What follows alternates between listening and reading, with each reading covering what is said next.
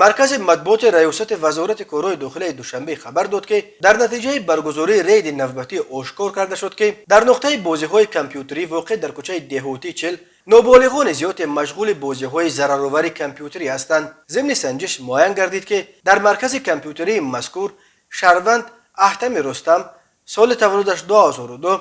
استقامت کننده شهر دوشنبه کوچه دهوتی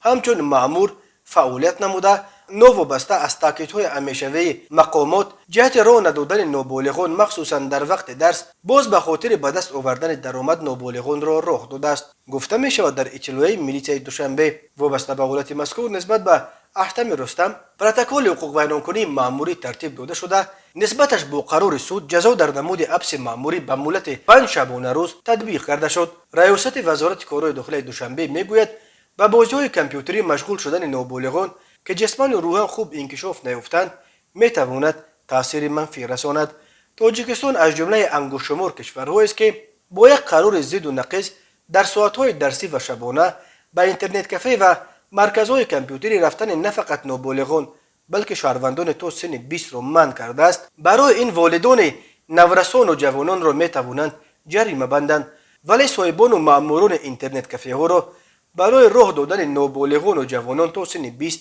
میتوانند حتی به حبس بکشانند.